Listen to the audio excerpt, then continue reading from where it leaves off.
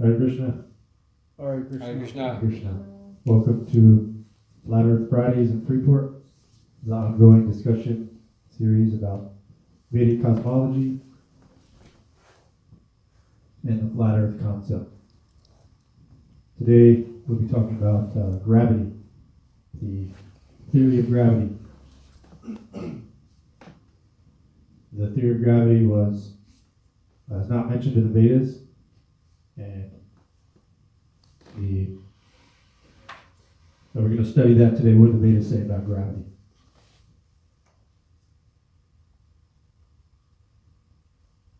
So, gravity, a bogus, imaginary law. These are Prabhupada's quotes. Bogus, imaginary law. Satanic, Freemasonic, anti-scientific concept. Krishna consciousness.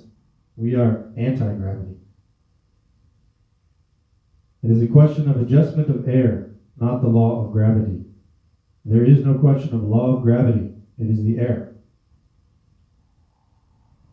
That law of gravity is a bogus theory. Srila Prabhupada. We cannot be carried away by these rascals. We never so easily believe that they are going to the moon planet. You see, we have to scrutinize everything from the room conversation. So what is the value of their knowledge? Besides that, they'll insist that life is a combination of chemicals, and they cannot produce it. Simply useless. So it is what is called childish obstinacy. Why shall we believe them? Why shall I believe them? Just like a child cries, I want, it is like that. There is no science. Still they will say it is science. All Krishna says it is nations. Prabhupada. Where is the proof that you produce life from chemicals? We say it cannot be, and they say yes it is. All Krishna. Everything in life comes from some other life. Prabhupada. We say that you have never gone to the moon. They will say, yes, we have gone. Now they have mentioned it is a hoax. So how can we believe them? What is the value of their statement? Gravity does not exist. So gravity is a false concept, a bogus, imaginary idea, created to propagate the lie that we live on a spinning ball. There are two main reasons for propagating the lie of gravity, both of which are refuted and explained simply and clearly in the Srimad Bhagavatam. One of the reasons is, how can water conform to the shape of a sphere on the globe of your earth? How can all the buildings and people and cars, stick to the side of the ball and the bottom of the ball? They use their magic word, gravity. It just works by gravity. And the second explanation of gravity is, it explains the movement of the planets, how they orbit the sun. So we're going to look at both of those and what the Bhagavatam says about both of these functions and how these things are happening. So as we know from our study of the 5th canto of Srimad Bhagavatam, we live on a flat, circular, horizontal plane which spreads out for thousands of miles, actually 2 billion miles. The earth is a flat, circular island called a Dvipa, and it's not a ball spinning in space. Gravity is an integral part of their globe Earth lie. If the earth is flat, which it is, then there's no reason or need for the fantastical idea of gravity.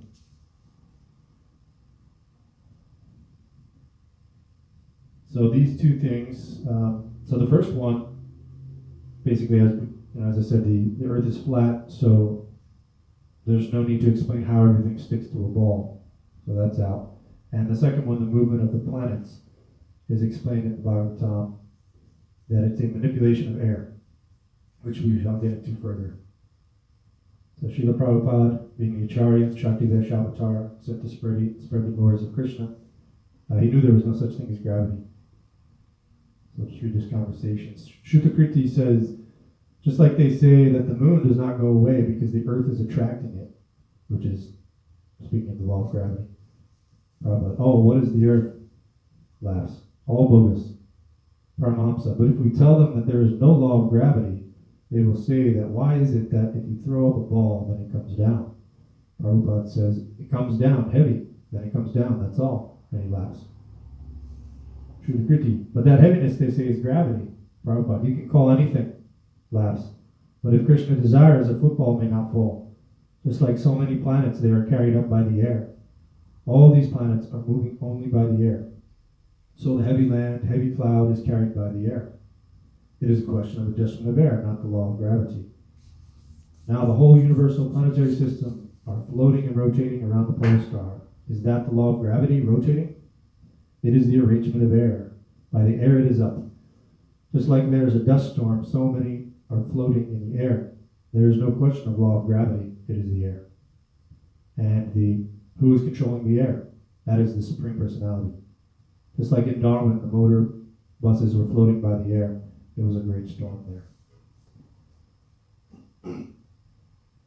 Prabhupada again says, material scientists, they want to avoid the ruling government of the Supreme Personality of Godhead, and therefore they imagine different conditions under which they suppose the planets move. The only condition, however, is the order of the Supreme Personality of Godhead. Even the largest and most powerful planet, the Sun, rotates within a fixed orbit, or Kala Chakra, in obedience to the order of the Supreme Personality of Godhead. This has nothing to do with gravity or any other imaginary laws created by the material scientists. So look at the definition for imaginary in the dictionary. Existing only in the imagination. Chris had imaginary conversations with her. Synonyms: unreal, non-existent, fictional, fictitious, pretend, make-believe, mythical, mythological, legendary, storybook, fanciful, fantastic, and there's more. So we'll watch our... I'm creating my Wix site. You think you already have a... Our guy here, the Flat Earth Man, is going to teach us a little about gravity.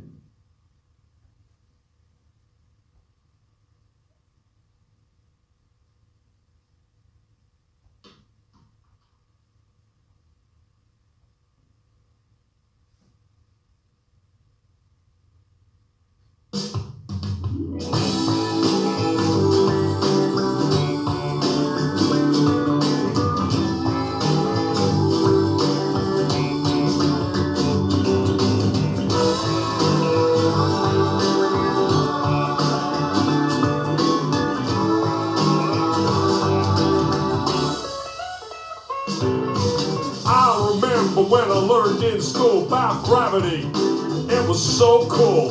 I had a teacher that knew it all. She taught me how water could stick to a ball, how buildings stick to the underside of a ball that spins like a carousel ride. Man, it all sounded crazy to me, but I love learning about gravity. I couldn't wait to tell my dad about the amazing day that I had. He picked me up, I was bursting with pride. He opened up the door and I jumped inside. He smiled at me and said, "How was your day?" I said, "Dad, I was blown away. I learned about this magical thing, but it's kinda got my head to spin. I learned about this Newton guy. When an apple fell on his head, he surmised that there must be a force that's pulling it down, and everything's being sucked to the ground.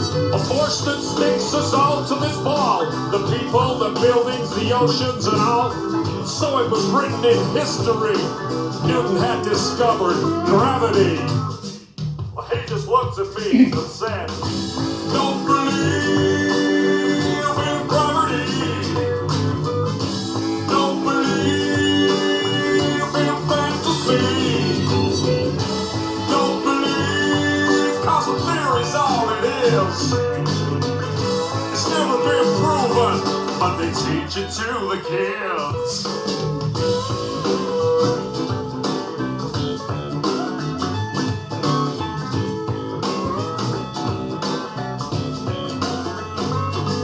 Well, my dad felt a little bit sad for me when I mentioned that word gravity. He said, "Have a little independent thought.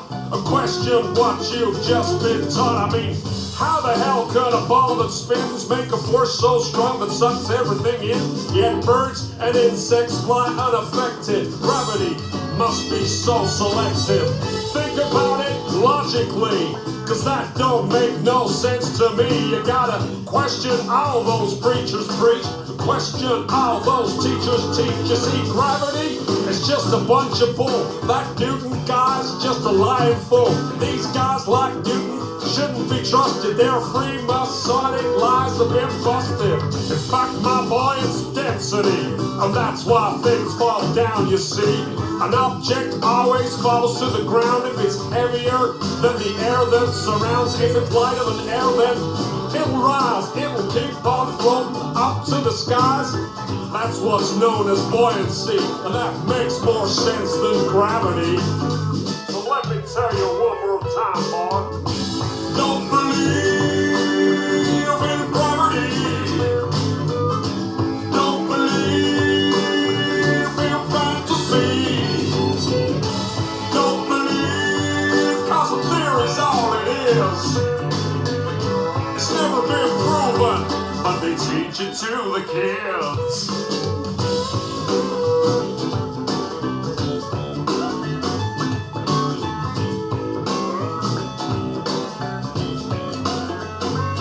He said, "I'm sorry, son, for bursting your..." That's pretty much it. There's a little foul language in the next part, but that's the main point. Pseudoscience. So, he's making a lot of good points, right? So basically he's describing the reality of the situation, that objects fall because they're heavy, just as Prabhupada said. They call it gravity. There's really no need for an explanation. It's just, if it's heavier than air, it falls to the ground. If it's lighter than air, like a helium balloon, it'll fly up. So it's a question of air, not gravity, as Prabhupada said. And in the water, it's called buoyancy. So these ideas are coming out now. The idea that someone would say there's no such thing as gravity, it seems pretty crazy. Even today, if you say that, there's a lot, it's almost like a fact in our minds. Like, what are you saying? There's no gravity? You know what I mean? It's like, it's such a given. But now people are questioning these things. They're questioning the science we've been given. And Prabhupada was one of the first people to do this, just like with the moon landing, etc.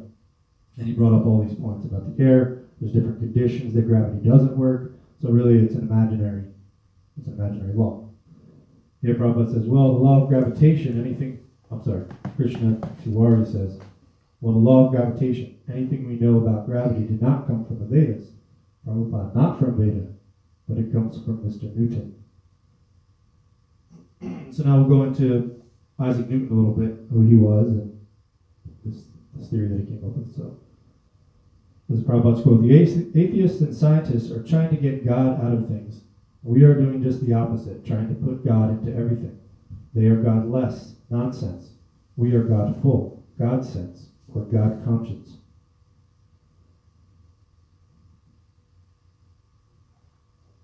So, here we have, as the flat earth man had mentioned, that Isaac Newton is connected to Freemasonry. Basically, Freemasonry, which I plan to do another talk on, is a secret society with connections to Hermeticism, Luciferianism, Satanism, occult, magic, things like that. So Newton was kind of known as a magician, not really a scientist, really a magician. He was really into alchemy and things like that. So here's from Wikipedia. It says right here, Isaac Newton has often been associated with various secret societies and fraternal orders throughout history. In particular, a Jewish Isaac Newton is believed to be a 33-degree Scottish Rite Freemason, since he was one of the 1717 founders of the Lodge of England, and by virtue of the number of Masonic buildings have been dedicated in his honor. So 33-degree Mason is the highest level. This is from a website. I didn't write this, but it says, worth noting also is how most of the famous quote-unquote scientists responsible for shaping the modern-day worldview are all Freemasons. So these guys are all behind the globular Earth idea, round Earth idea. Pythagoras, one of the first ones, Freemason, Copernicus, Galileo, Kepler, and Newton, all Freemasons. You can see the symbols here. These are Freemasonic symbols that they pose with in their pictures to basically to let people know that, or let people who are in the group, let them know that they're in the group. So there's hand symbols they'll show, and this tractor, and the ruler. Those are the Freemasonic signs. So just a quick timeline of that. So, he came up with the theory of gravity in 1666. Very interesting, right? So these things are all significant. They may seem, kind of coincidental. They're not. These things are, the people in charge, the demonic people who are in charge, they believe very much in numerology, so they do things by numbers. And so here we have the foundation of the society, which was established to, alright, let's go down here. Here it describes, it was created in 1660 in England, and the purpose is to promote science and its benefits, quote unquote, which really could mean publish material that presents only your narratives while censoring out alternative scientific views, recognizing excellence in science, which could mean publicly and officially recognizing only your own agents and scientists. So basically, they're controlling science. They're controlling the worldview about science. And as far as this, Prabhupada mentions that he gives the example of, the Nobel Peace Prize. It's like one animal giving a prize to another animal, two animals, and So, providing scientific advice for policy, fostering international and global corporate cooperation, which is pushing us toward a system where there's a central government controlling flow of information, one world government, and they'll control the education and public engagement, of course, which of course they have in our school books, etc. So basically what is being taught is non-Vedic, it's anti-Vedic, it's nothing.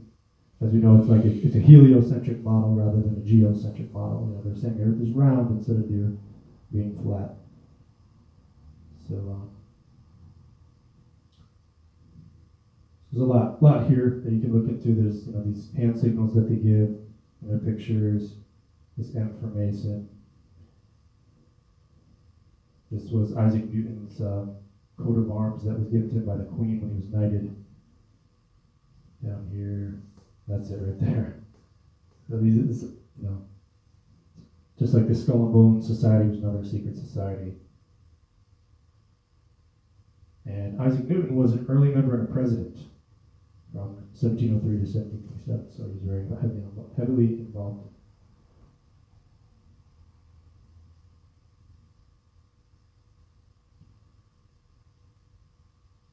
So,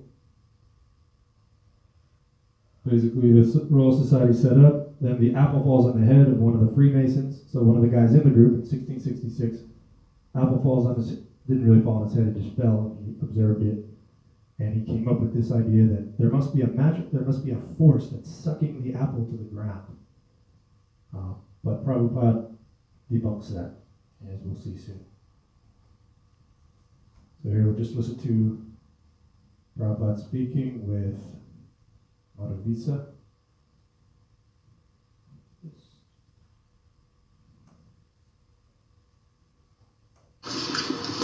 You said that you have nullified the law of gravity, but how can we explain that everything is falling down? Then the green leaf is not falling down. The dry leaf is falling down. Under certain condition. So it is not the law of gravitation. Why the green leaf does not fall? The rejected things that fall. The rejected you also try. The nature is throwing at it. That is the question of gravity. But when they go up in the spaceship, there's such a force holding the rocket ship down. They must have everything will fall down on the ground.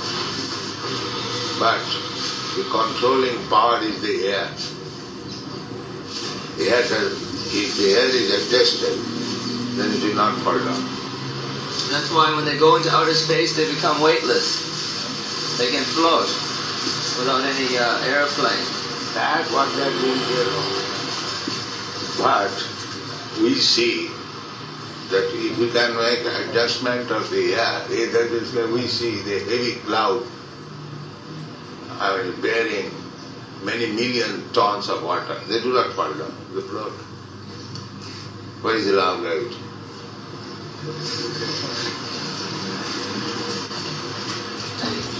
also give that example of those big birds. Yeah.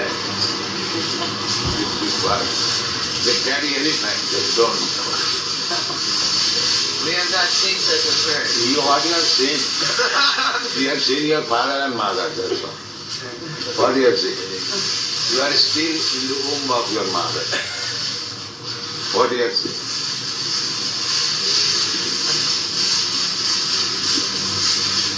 You can simply falsely speculate, that's all. What you have seen? Are you seeing the stars now? Why you are not seeing? The stars are there. Why you are not seeing?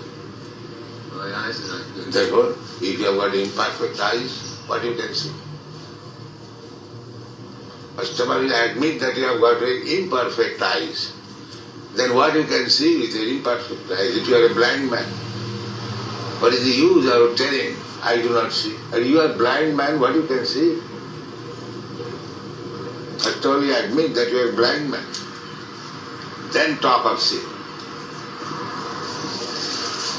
Therefore, Vedic literature, Shastra Chakusha, you should see through Shastra, not your these blind eyes.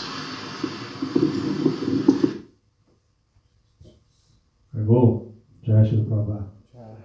So yeah, right there we see that Prabhupada says very clearly, it's not the law of gravitation, right? So everything that they're explaining is the law of gravitation. We can easily put a counter argument. Well, why is it not working here? Why is it not working here? There's conditions here. Therefore, there is no law. There's no law the law can't be broken. And so he mentions here that why are you not seeing the stars now? It must be daytime. And Madhavisa says my eyes are not good. Prabhupada says, right, you have imperfect eyes. Therefore, you have to admit that you're a blind man. And he also mentions the Vedic literature. So basically, we have two ways of finding information. One is speculation, and one is reading the scripture. Prabhupada mentions here, Shastra Chakshusha, that we should see through the Shastra, not through our blind eyes. So as devotees, that's what we're looking for. And as I mentioned, that gravity is not mentioned in the scriptures. So Prabhupada here says, the material scientist explains that all these different planets are floating because of the law of gravity or some other law, but the actual lawmaker is the Supreme Personality of gravity. So Prabhupada would sometimes take the position of accepting the law of gravity to make a greater point. And he did this often with many different topics. The moon being its own light source versus reflected light, as well as the earth being round or being flat. So Prabhupada was a master with getting the point across, getting information. So he can take from any position and still make the point. So sometimes he would take the modern conception of gravity, but he's really trying to make a greater point. And Prabhupada says that here, sometimes I have said or taken this modern theory, Tamal Krishna says, just so that people will understand an example. I see. So you have another example here, Prabhupada saying, law of gravitation. Why is it not falling down? Why is the law of gravitation violated? Actually, I was thinking, do you guys want to do, like somebody can read Svarup Damodar's part and then someone can read Prabhupada? Who do you want to do? Prabhupada. Okay. Anyone want to read the scientist devotee Svarup Damodar Prabhu? Anyone? I'll read it. Cool. They say that the cells are alive when They say. They say up top. Oh, they say they have got this all theory through Damodar. Yeah. Therefore, under condition, this law of gravitation works. It is not unconditional. Then the question, all who will make the condition. Sorry. Just make it bigger. Sorry, my vision is a little. Karunanda. Well, they say that the green apples not falling is just a case of an opposite factor being stronger than the pull of gravity. The strength of the twig holding the apple on is stronger than the pull of gravity. That I say, that the law of gravitation acts under certain condition. This is also conditional. Well, the law of gravitation is always working, so the energy is always there. It's just not strong enough to pull the apple down. Working under condition. Working under condition. Well, scientists say that everything works under condition. Just like you. Take a little needle, it will go immediately down the water. And you give a big log. It will not go the weight of the needle. And the weight of the big log much different. Still, the needle will go. The gravitation will work, but to the log it won't. It will. Yeah, that's pretty good. So just finish it off here. Prabhupada says it. So anyway, there are so many laws. If the laws are fulfilled, then your so-called gravitation works. So here, Prabhupada's making the bigger point. So who made these laws? Who made the laws? That is the point. Under a certain law condition, it will not act. And under a certain condition, it will act. So who made the condition? That is the question. You cannot finalize the laws of gravitation. It is also under condition. Who makes this condition? This is the point. Prabhupada says, Lord Ramachandra constructed the bridge with stone on the ocean. It began to float. So he is the condition maker. He made the condition. He changed the condition. Now these stones will float. That's all. Therefore, God is supreme. Law of gravitation did not work when Krishna lifted Govardhan Hill. Yes. So that is nice. The scientific discoveries act under relative condition. That is not absolute final. So, now I'll just address the real reason, the planets float. The real reason is Krishna enters into them. Mentioned in Bhagavad Gita, chapter 15, verse 13. It is understood that all the planets are floating in the air only by the energy of the Lord. Bhagavad Gita, chapter 15, verse 13, where Krishna says, Sri Bhagavan Vacha, I enter into each planet, and by my energy they stay in orbit. I become the moon and thereby supply the juice of life to all vegetables.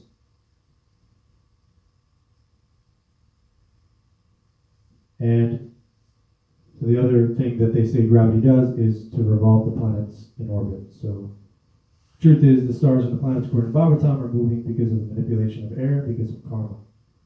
So the planets are run by demigods who have certain karmic qualification to basically fly these planets or run these planets, and they're stuck together by strings of air connected to the pole star, and they're all rotating in clockwise motion. So the planets in a similar way are floating just because material nature adjusts the air according to the order of the Supreme Lord. It could be said that these adjustments constitute the law of gravity, but in any case, one must accept that these laws are made by the Supreme Personality of Godhead. So here Prabhupada takes the idea of gravity and says, okay, well, accepting the law of gravity, there must be a lawmaker. Here we see man is endowed with free will, and as such, if he does not want to free himself of the material world, he may enjoy the life of Brahmapad, occupation of the post of Brahma, and visit Siddhaloka, the planets of materially perfect beings who have full abilities to control gravity, space, time, etc. That's from Easy Journey to Other Planets. So you can see here that the demigods are actually controlling the orbit of the planets. So the fact is, the planets are moving by air and karma, and the earthly planets, where we live down here, in the middle of the universe, are being held up by Anantashesh.